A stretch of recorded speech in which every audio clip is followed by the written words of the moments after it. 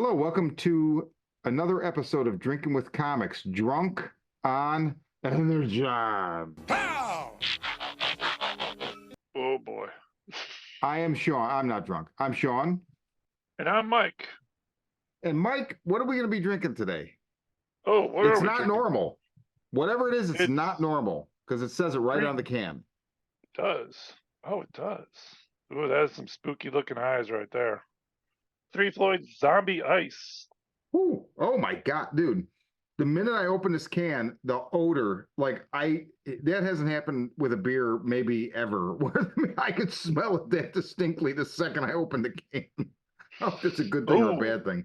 ooh. See? Oh man. Wow. What did I get ourselves Um, into? okay, Undead Double Pale Ale. You know what I thought was funny about this? So this is one of the ones you brought me. Zombie Ice makes me think of, I don't know if you remember this, when I was in high school, like well before craft beer, when Mhm. good beer was like Corona or Heineken. Those were your choices, right? Oh God, kids today, you don't know how good you have it. Yeah, how about it? But you remember there was a spat of these beers that came out that were like Ice House, and there were other Oh, ones. But so when I saw Zombie Ice, I was like, what does that mean? And I thought, is this like, are they like riffing on that whole like weird subgenre of beers from like 1994? maybe. I was thinking of Maybe. the I was thinking of like remember how they would do the Coors Light commercial and the train would come in and all the like everything would get frosted Yep. and the hot babes would come out of the train except Yep. this it was all zombies. 8.5 ABV. Oh It's boy. pungent. I I like Three Floyds. I don't love this. I can already tell it's doing funny things to the back of my mouth that I don't really care for. But it's Uh I gotta my let God. foam die down a little bit here. All right, hold on. Whew. That's just mean. Yeah, it's a little mean. It's a little whatever. Oh, it's still there. Yeah, it's doesn't really go away. It Before we continue, I just want to dedicate this episode. We are recording this on Thursday, May 9th, and I'm dedicating this record to Steve or I'm dedicating this episode to Steve Albini Oof. because Steve Albini passed away. That was a I tough one. guess, yeah, 2 days ago. And 2 days ago. Yeah. this podcast is not about music. However, you are like me, and music is the primary fuel in my veins. And Steve Albini contributed a lot to it. And Chicago and Chicago music and music in general will never be the same. And the future belongs to the analog loyalists. Fuck digital.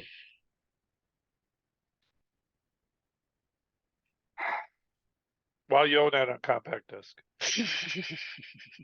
And it has a nice comic book tie-in because We Can Never Go Home. One of the alt covers they did was for like a riff on this. So And this beer, oh man. yeah, I know it's kind of like drinking spoiled Energon, or at least that's what Astro Train says.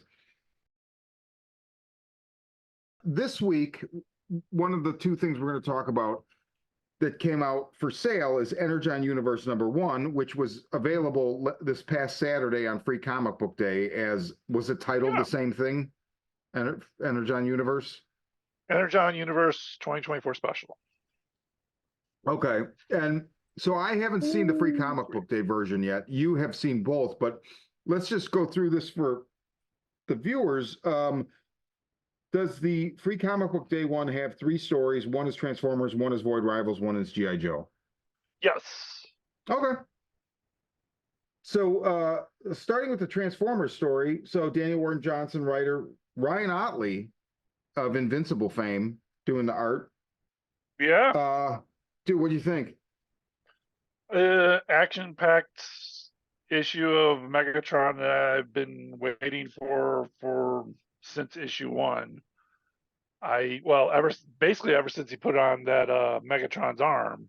It's nice to Yeah. finally see how that arm got there Yeah.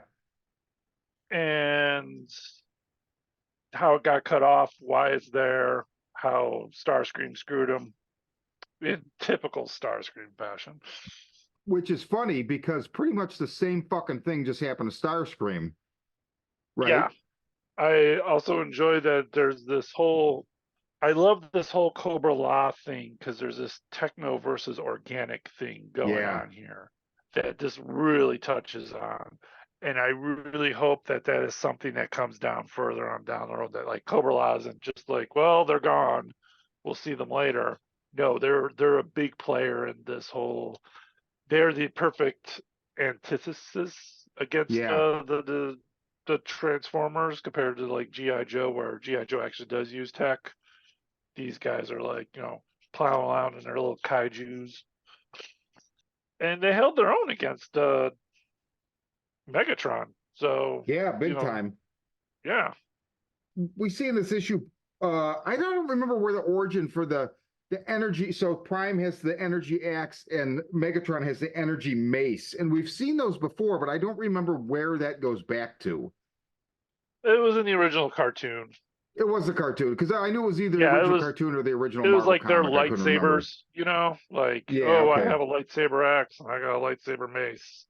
Okay. I do enjoy the very anime style picture of the two Yes. in combat. Yes, I did too. I did. That was like a total Ryan Otley, man. Like it made me think of his Hulk run, which was way too short, unfortunately. But I find it interesting the conversation, the exchange between Megatron and Optimus because so they're fighting, and so this is all the way this little chapter is divided is almost into two chapters where you're getting what was happening before they crash, and so it's you're seeing this battle between Prime and Megatron that we didn't see right before they crash on Earth, and then it ends with Starscream basically shooting Megatron so that he falls off of the arc and falls through the Earth's atmosphere. And then the second part is Megatron wakes up in Cobra Law, like he's been unconscious or whatever, and now he's starting to freak out. But when him and Prime are going at it, he's basically saying to Prime, like, your softness brought malaise to our precious home. Your weakness was the downfall of Cybertron. And yeah. so, yeah, you get the sense that maybe they're going to do something way different with like the context of maybe the Autobots were indirectly responsible for the fall because it's always really more been about the energy and the Decepticons, like why Cybertron is the way it is, if I'm remembering correctly, like kind of like a barren husk, right? Yeah. And now I'm wondering, like, they seem to be setting it up maybe something different. What do you think? Well, he also I agree, and he also at the end he's like, no, I'm the leader, and the leader of the true way. At the Yes. very end, the only way, as if he believes in something very strongly. It's not like he's a tyrant. He believes in something very strongly. Going on with the possibly not the Megatron that we knew, he lets the guy, the Cobra scientist, he lets him live. Yeah, That's I not the have. Megatron we know at all. Please, I have two boys, which I thought was funny compared to Transformers. It was like, please, I have a wife and family. Yeah. Another human does the exact same thing, which I'm going to get on that in a little bit later. But so it might be because I don't know if you've seen the trailer for the new Transformers movie, the more animated one that's coming out. Have No. you checked this out? So it's a new movie called One. It just released its trailer today. I thought it was a little more kid friendly than I was hoping to be, but that's fine. But they've been doing a lot in the last couple of years where they're exploring the Megatron Optimus Prime friendship, that they were friends Friendship. beforehand. Yes, Oh. this one's like Magneto and Charles Xavier type Yeah, right. relationships they had before the Civil War. That they were both going to do something good, and that they both had hit that one thing. I was like, I believe all Cybertronians should be planes. I believe all Cybertronians should be cars. Well, that's it. We can't be friends anymore. So there's the current one is the origin story of how Optimus Prime or Orion Pax, if you remember that name, Yeah. Oh yeah. and Megatron, who has a technical number, meet for the first time on Wait, what do you mean? Cybertron. What And do you mean technical number? he's like M36 or something like that. I Oh, that's couldn't like tell his you. Like it's like name. a serial name. Yeah.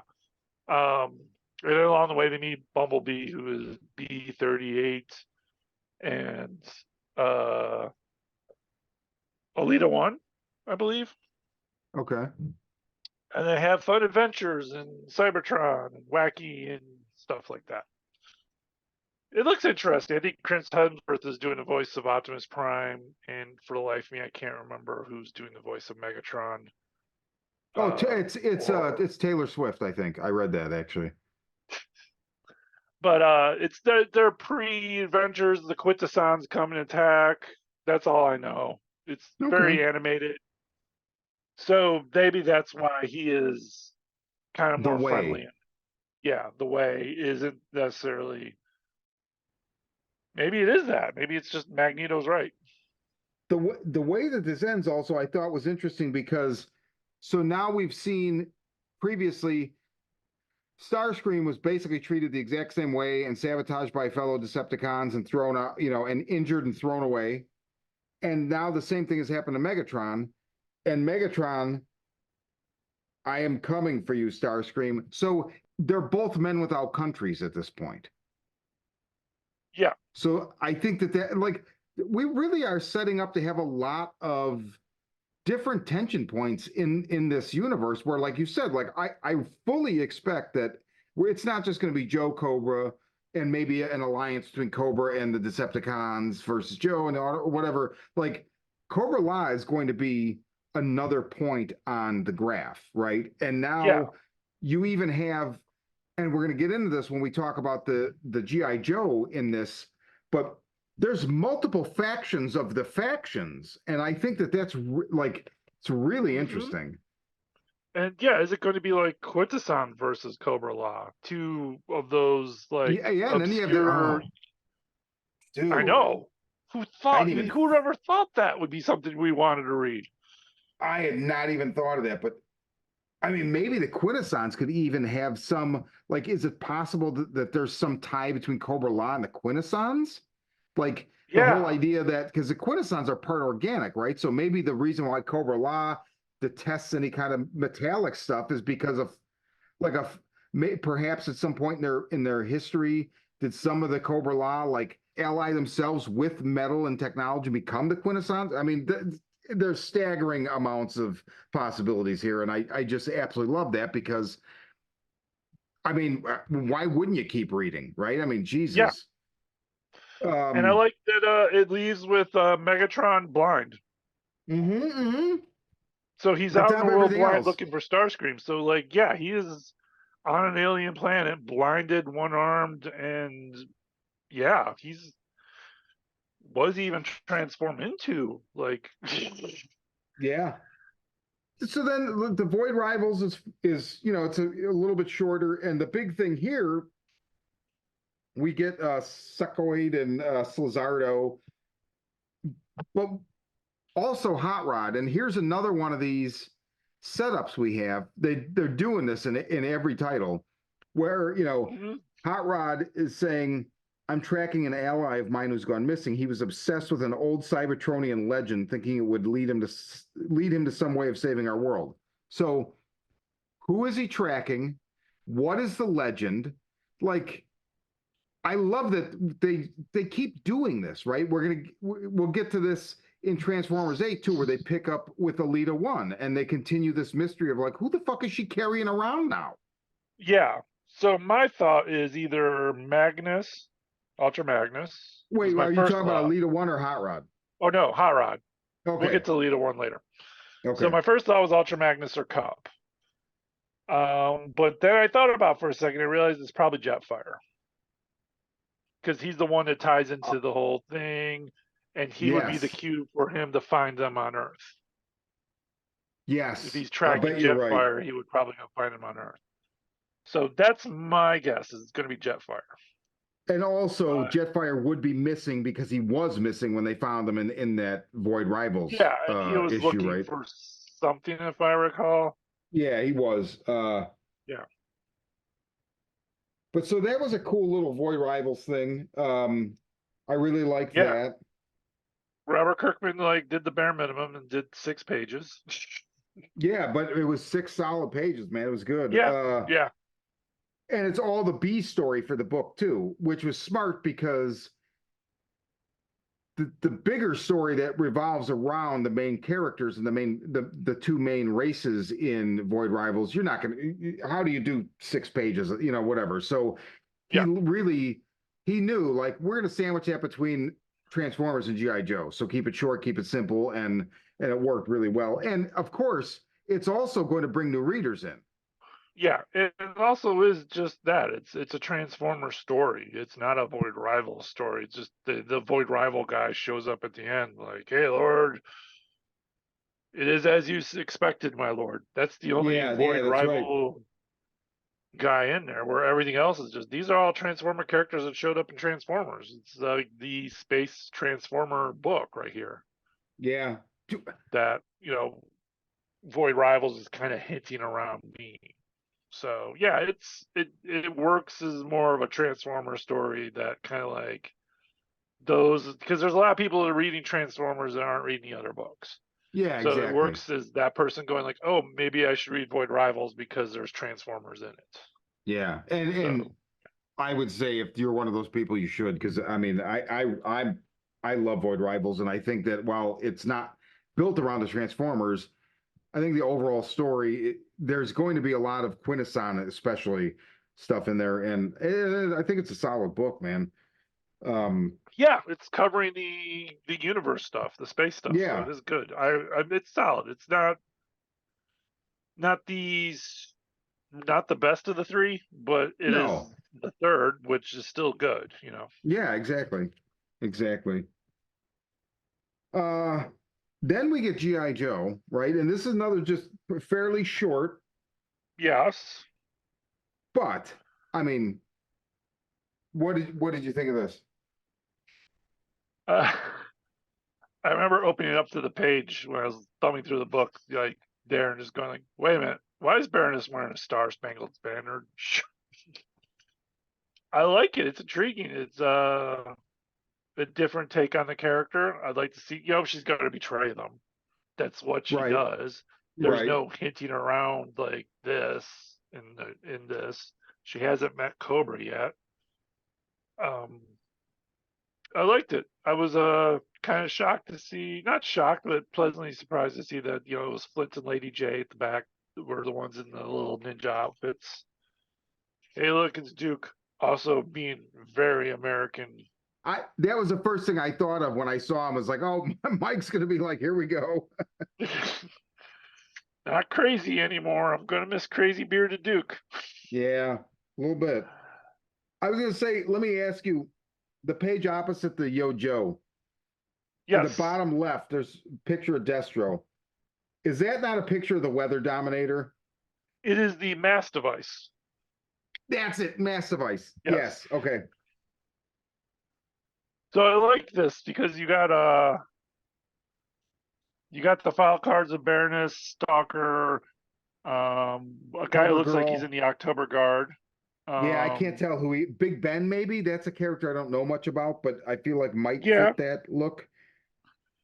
We got Cover Girl. Is it Cover Girl? Yeah, Yeah, it's Cover Cover Girl, Girl. and it looks like maybe Bob Seger or Rock and Roll above her. Not sure which. No, I just want to see Rock and Roll holding a gun, just going like a rock. It might happen. Yeah, and then we got Destro with the mass device, which is the next Destro series probably. Um,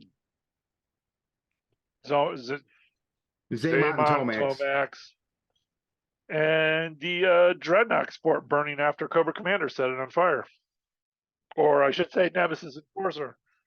Yes. Yeah. Then a file that Hawk is holding that has an Autobot logo on it. Yes. Which is probably the one he showed based on the information he's got so far, the Transformers. I like that General Hawk is very much the Amanda Waller or Nick Fury of this universe. You know, Yeah. all is, yeah. You need a character like that, and he's a good character for that. We find out there's another team. So does that mean there's going to be Yes. like two GI Joe teams? Is it going to be the October Guard? Is it Tiger Force? Is it what is it going to be?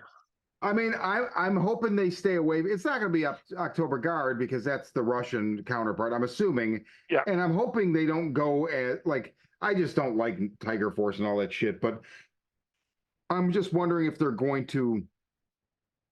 So we've already seen the Pit is going to be in the Duke series, right? In the last issue, yes, it's the one in what is it, Nevada or Idaho or whatever, Montana, Utah, okay, under the desert. So I don't know, is there going to be another team in like the Pit that from in Washington or like I don't know.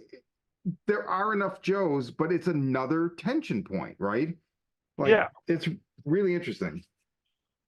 Would it be? Does that mean there's going to be two books? Which also Could be. intrigues me. Like I said, I want a Cobra and GI Joe book. But if that's like we get two GI Joe books, or what if it's Cobra, Team Cobra? This is like Cobra Commander just slithers his way in there and takes over that team. Well, That maybe explain how Hawk is Baroness got on Zartan. there. It's a solid free book and or what you paid for it. Definitely like a good. Um, if I got this for free, I'd definitely be intrigued about buying the other ones. Yeah, If I haven't yeah, read the right. other one, it's a solid, good. Like that's what free comic book they should be. Like something that makes you go like, oh crap, I need to be reading this. I need to be on top of this. And I like that they offered it for sale because for instance, like last year, uh, with the Well, X there's too books, much important stuff that happens in it.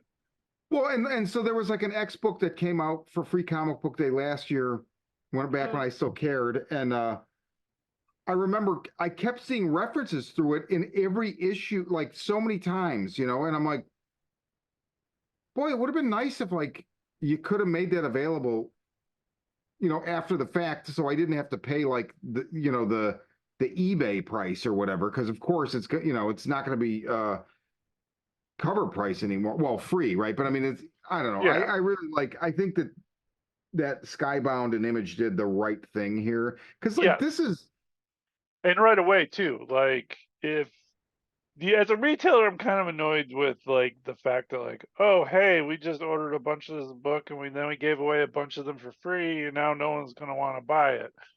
But at the same time, is like realizing no, that's a good thing that a lot of people did miss out on that. They have the opportunity to buy it now. Um, it's a good call. I think in the long run, especially when we're still very early on in this universe. yeah, Um, we don't want people to be turned away because they don't have access to that book. This exactly. and it's major things happening. At least the Megatron story, I think, is the major thing that you need to read Yes. before, because they're not going to cover that, and the story's just going to show up blind, and you're not going to know what the hell's going on. So Transformers 8, dude, I love this fucking cover. This is my favorite cover so far in the series. Absolutely love this cover. Nice. I grabbed the 1 Oh, in 10, so still a good one. I think you know what I like about this is you get all the covers on the back, yeah, and totally. I think the 1 in 25 with the Astro Train cover is my favorite. It's pretty badass. Yeah, and the cover B is pretty good too. Yeah. Yeah. I really like that Carly is basically right now the main human because I feel like, through all the different variations of Transformers, like the Witwikis are fine. I got no problem with them, but Hmm. like it's always them, right? So I like that they're Yes. here, but they're in the background compared to her. I mean, she was in the cartoon. Wait, she She was the was? She is the girl in the cartoon was named Carly. Yeah. I totally don't remember that at all. Yeah. So there was her, Spike, and they got married, and they had the kid Daniel from the Transformers movie. Okay, so I remember like in Five Faces of Darkness, that first series of the cartoon after the 86 movie. The reason why I was looking at it was like I instantly thought she was a different character that I thought they were going to do. Which did you remember Circuit Breaker? Yeah. Oh, yeah. Yeah. So I thought it might have been her. So I had to look up her name, and I saw that wasn't her. This whole thing with Optimus absorbing what's his name, Spike's father. Sparkplug. And how he's having these human memories. I'm really wondering if there's some like all are one. That van that Carly owns is like the most Daniel Warren Johnson fucking van I've ever seen, dude. It's fucking awesome. So who's in the bushes? Did you notice that? No, wait, somebody's in the bushes? So on the front page, on the very bottom corner, there's a robot in those bushes. I did not see that. I just noticed that like an hour ago. Holy Someone is shit, spying on dude. them. Yeah. Someone with wheels on their arms, and that's all I can figure out. Like Scrapper, maybe? But I have no idea who it is, but there's someone definitely there spying on him. Oh, dude, good eye. I like I how did not. RC's just kind of hanging out there. She's not even Yeah. talking to anyone. She's just like, man, I'm going to sit here and stand on this rock, look out into the ocean or lake Man, while dude, everyone drinks colas. George Corona or Jorge Corona, goddamn, fucking great job on the art, man. So fucking good. So good. Yeah, I'm enjoying the heck out of it. So let's get to the who's Cybertron. this damaged guy? I gotta say, I'm a little disappointed. I've only got one page of this. I was hoping to get some answers by now. It's only been an issue. I mean, come on. I wanted to draw it out. This wasn't like, I know what you mean, but I'm glad that it's not like too much too soon. You have any idea who it is? I'm probably leaning more towards Ultra Magnus. The head kind of looks a little bit like Ultra Magnus, the blue head. That's all I could think of. Like, I can't get past that. If it's someone else, I can't think of anyone else that would be that big of a character that they would want to bring in. That would be Jaxus, maybe. But you know But what's I interesting? don't think it is. So you're right, where you would think like this would be the way that they're treating this, it would be a big character, right? But I will tell you one thing, they're doing interesting things with how like kind of how the reverence or your preconceived notions of certain characters. Because later in this book, there's this whole thing where there's somebody locked away and the Decepticons free them, and I'm thinking, oh, who the fuck is this? Like Scorponok or like who the I what thought was the the exact same character. right? Or like what was the dinosaur city that was like Metroplex's you know, Oh, it's Tricepticon? something like that, whatever. Yeah, yeah. But it's not, and it's fucking Astro Train. I was like, nobody has ever made this big a deal about Astro Train ever. Ever. Which is important because he is a very important character. He's the one that and I like that he's big too. Yeah. He's not normal size. He's bigger because he has to transport all the Decepticons around. Mm-hmm. Yeah, no. But the fact that I would never have guessed that that was Astro Train, and that they're presenting him in that way makes me think I could be wrong, man. It could be somebody, I don't know. I don't have another guess, but it could be somebody that we would never have pegged. I don't know, but yeah, I'm still sticking with Ultra Magnus on him. So the old USS Henry Harrison. I thought of you again. I was like, Mike's gonna be like, still not the goddamn flag. Well, now we know why it's not the flag. Um, Yeah. let's have a silent drink for the poor soldiers on the USS Harrison. And also again, Thundercracker letting the humans go.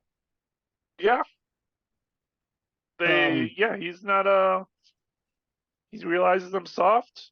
One begs for his please, oh God, I have a family, please. Which I thought yep, was funny, like two books with that same type of story going on there. Um, and him just like Megatron, huh? Just like Megatron, going like, yeah, we don't need to let him go. But Soundwave, the sterile robot he is, yep. no witnesses. Dude, but doesn't that look like their rafts are pizza? That's how they look like, though, I believe. It's so that the sun doesn't beat down on you when you're stuck at sea. I can't get the perspective on that to understand what the fuck it looks like. It just looks like It's like a pizza. pyramid. It's like a pyramid. This whole thing then with I don't know that I 100% understood why the Skywarp Teletran 1 goes from like thwarting and frustrating the Autobots to then helping them all of a sudden. I think Optimus Prime spoke to him a little bit. I think so Carly missing or RC protecting him kind of made him go like, "Oh crap, maybe I should help out." Because you got to remember, they're all in the same. At one point in time, they were all working together. Yeah, Like, yeah, and and I there's a guess certain point where stars, and they do talk about like, hey, yeah, your teammates fucking are the ones that fucking plugged you into that machine. They are the ones that screwed you over. You should probably stop fighting. At that time, Optimus Prime's trying to convince him, like, yo, and they're showing him footage of them doing it. They shot him in the back and turned him into a computer. That's wasn't cool. yeah, I'm just curious where Carly got a rocket launcher. yeah. I know there's probably a Walmart in town somewhere, but it still seems a little aggressive. And the thing that cracks me up is like how fast Wheeljack gets his legs back. Yeah, Like, oh, I'm fine. Hey, look, I got my legs. I was on a stump before, but now I have legs. Let's move the story along. We don't have time for six pages or panels and getting his legs built. We need it built in one panel. yeah, exactly. And speaking of S- panels, I do love how there's a lot of panels in this book. I do too. Yeah, Uh, it's there's a lot of heavy lifting and storytelling in little panels, which I love. With a lot of like DC books now, everything's splash pages, and it annoys the crap out of me because it's like that's not storytelling; it's just splash pages. yeah. Well, that fits with DC. Not that this doesn't Uh, have splash pages, but you know, 1, 2, 3, 4, 5, 6, 7, 8 panels on a page, man. I haven't seen a comic book with 8 panels on a page in a long time yeah, and that I multiple read. multiple pages have that many, or I mean, Yeah, and it doesn't feel smushed. That can feel no. bad, but the flow is really good. It's really, really good flow. It's good storytelling, like you said. Mhm. Especially with like, I like the speaking of panels, I like the next page where it's like she's talking about the Constructicons, and instead of actually showing the Constructicons, it's a green panel. Yeah, Neon green. Oh, those guys. Yeah, yeah, and it's the same color of this explained everything in one panel without actually showing anything. I thought that was brilliant. yeah. I agree. I like this whole sequence with I love the shot of like Carly laying in the foreground facing us, and then RC, looking in the back of her van and being huge. Like I really like the composition of that shot. I think Yeah. it's just and the panel that precedes it, you get the van with the doors open and the light on in the shadow of one of the fucking rocket thrusters of the I think that's what that is of the Ark. Oh, you're right. For some reason, I thought that was an overpass, but yeah, no, that I, makes I sense. I see the I top did of too. At the. first, it looked like a bridge, but then I'm like, no, that's the Ark because they're right It would make outside of it. sense that they would be hanging out there. Where else have they got to go? Now you'll know this. So we go with Thundercracker and Soundwave to the bottom of the ocean, and they dredge up. Is the Nemesis? Is this This is lore, right? This is from the cartoon. Yes. Okay, I thought so. I So, thought it looked familiar, but I couldn't remember. and I'm going to throw in a little Beast Wars in here, which is why I like doing this. The Nemesis was the Decepticon ship that was attacking. the Ark when they were first on Earth or passing by Earth in space, and the Nemesis landed in another spot. Uh, the thing I loved about Beast Wars, there's like at the end of the one thing where you find out that they're actually in Earth, prehistoric Earth. They actually go to the Nemesis and use it as one of their flagships, and then crash landed into the oceans, which is how it gets into the ocean. Okay. The other little attention to detail I like about this is they keep referring it to as a her, which the recently just released a Nemesis Transformer, one of those big old transformers that turns into a female robot. Oh, So I interesting. thought that was kind of fun too. Trypticon. That was the dinosaur city. Trypticon. I did love this whole Jetfire can't transform. Yeah. And I he's got salty very about it much. too. Yeah, well, he should be. Yeah. He's essentially the what was the video for Metallica's One? I Oh, got visions of that. That landmine is kid. Yeah, that's Transformer hell. I've never even realized that before. Hats off. You made it. Yeah, good point. Very Yeah, good point. it's very very tough to read for a Transformer. You know, like you can't transform into a robot. You're just a jet. Yeah. Which brings the point that now both teams have transportation Yes. Yep. because they can't move the Ark and they can't move the Nemesis because it's too big. So now they have Astro Train and Jetfire, which were the transportations on the thing. Even though Jetfire cannot move, He can get him around.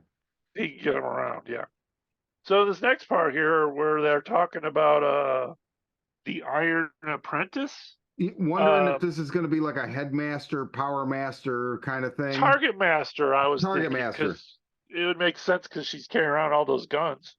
Yeah. Hey, you like guns? And then really I love that on the last page, the chair that Soundwave is sitting in, like all the fucking cables and shit coming out the back. I love that. Oh, I love it so much. So much. But yeah, time to call them reinforcements. Motherfucking Yep. Shockwave. One of my faves, man. Super happy. And we saw him in Void Rivals, what, like number 3 or 4? Yeah. Just that brief appearance of like, no, I don't need your robot ship. Did you happen to read the Scarlet preview at all? I was just gonna mention that. Really liked it. So I'm assuming, and the final page, the woman who is wearing a dress, apparently no panties whatsoever, but it has the Arashikage tattoo on her leg. I'm wondering if this is Jinx then. Yeah, she's in the series. It's Okay, her, so it's Jinx. Storm Shadow, and Snow Job. I'm really curious to see how Snow Job works into this whole thing. Mike, would you say that it's time to play a little game? Oh, yes.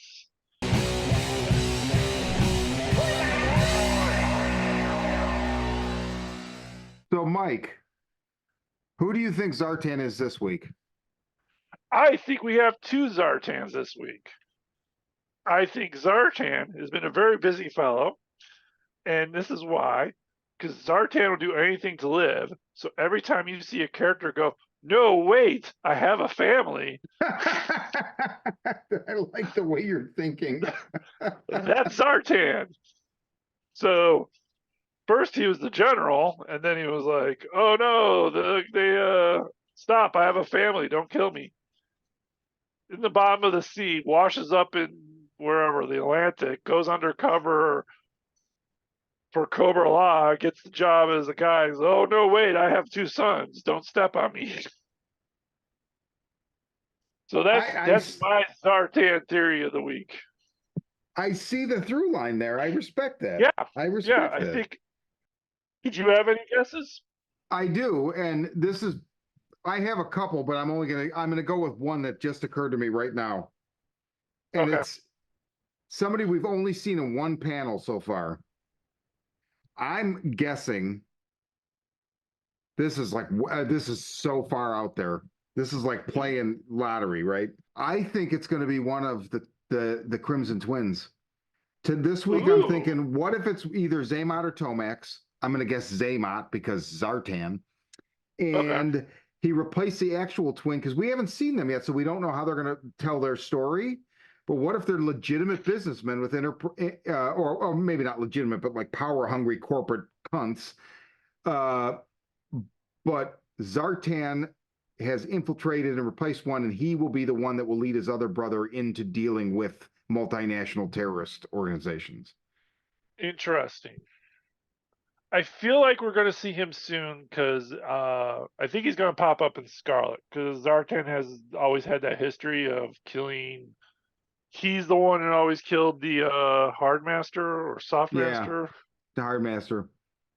And if there's, Storm Shadow and the ninjas and all that stuff are going to show up, he might be in that. Maybe he's Snow Maybe, Job. Yeah. maybe.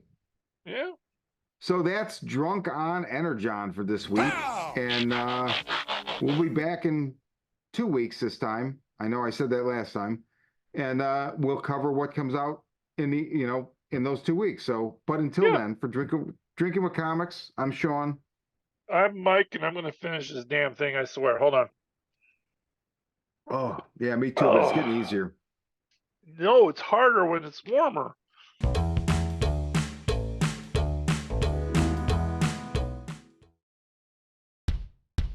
Hi, I'm Sean.